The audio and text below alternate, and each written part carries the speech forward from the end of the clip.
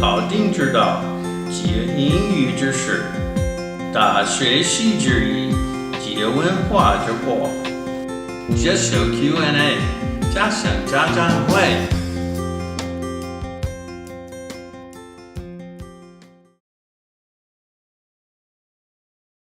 Hello everyone, this is Just Row Q&A. I'm Susan.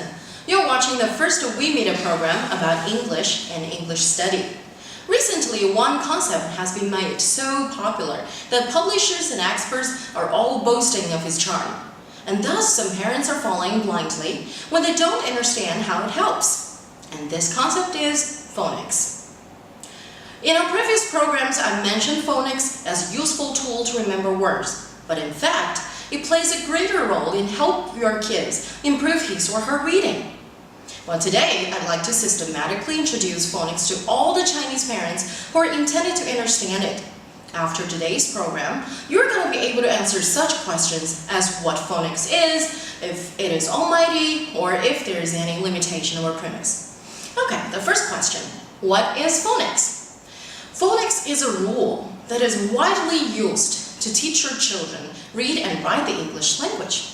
Children are trained to develop their phonemic awareness, the ability to hear, identify, and manipulate phonemes, so that they can realize the correspondence between the sounds and the letter patterns that represent them. In other words, phonics tells your children how to separate a word into different sound groups and connect sounds with letters.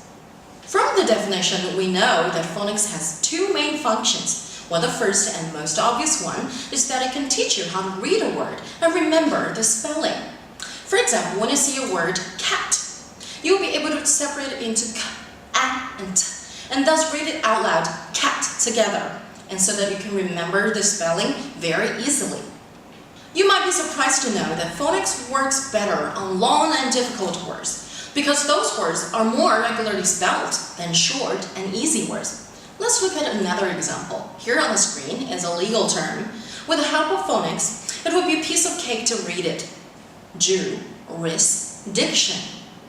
Thanks to phonics, a lot of my students at the age of 6 or 7 are able to remember a lot of words every week with no stress.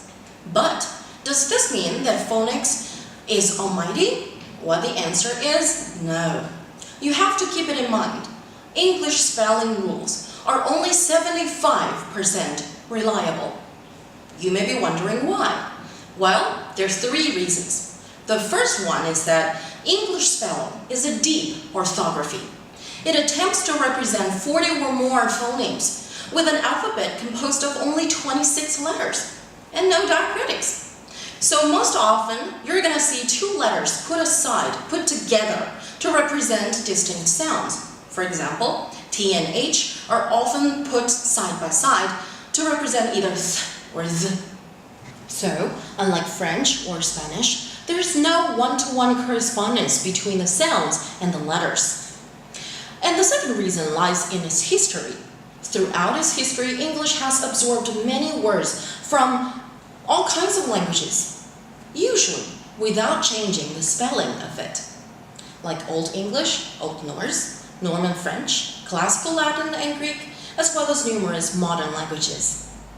These overlapping spelling patterns mean that in most cases, the same sound can be spelled differently, and the same spelling can represent different sounds. In addition, the great vowel shift greatly diminished the transparency of English spelling in relation to pronunciation.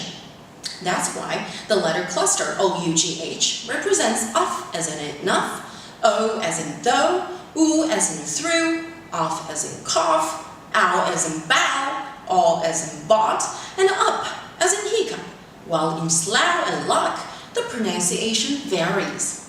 The third reason that limits its accuracy is that a lot of common English words seem to make up their own rules. No doesn't have a k sound, nor does it rhyme with now, and could doesn't pronounce the L sound, and put doesn't rhyme with but. So these irregular words must be learned separately as sight words, and thus have to be memorized. So as you can see, English spelling doesn't have a 100% accuracy. So that means phonics cannot help you remember all the English words. Just like grammar, phonics is a collection of summarized rules. There are always exceptions. Now here, I have to mention another useful tool for ESL students to read and spell English words. That is phonetic symbols. This system is 100% accurate in terms of pronunciation, but it hasn't proved that it works better on teenagers and adults than younger kids, since it involves a whole new system of abstract symbols.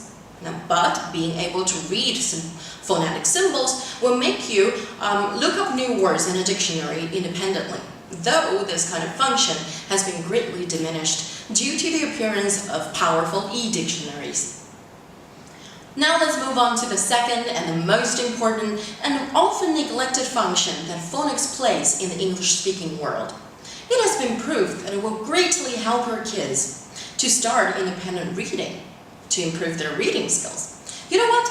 In some American kindergartens, one requirement your kids must meet in order to attend an upper-level class is if they're able to do independent reading. So how does it work? Well, first, it teaches your kid to read a new word, and then the written form is linked with the sound. And then the sound helps your kid to find out the meaning from his or her vocabulary storage. Well, here's a sentence on the book. Peaches are ripe in summer. When the kids read it out loud using phonics, peaches are ripe in summer, he has linked the words with the written sentence. And next, he needs to link to the meaning to the sounds. And in spoken English, he understands peaches are ripe in summer means in June, July, or August, the fruit peaches can be harvested and enjoyed. So, as you can see, phonics works the same way as our Chinese pinyin. Both methods were invented to eliminate illiteracy more effectively so that more people are able to read written words. Now, you must have noticed that phonics doesn't directly tell you what a word means. And this leads to another limitation you must keep in mind. That is, phonics doesn't tell you the meaning of a word. What does this mean?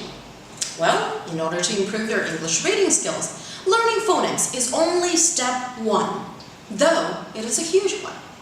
We must encourage our kids to do more reading so that they have better abilities to identify letter patterns, to do context analysis, and to remember as many sight words as possible.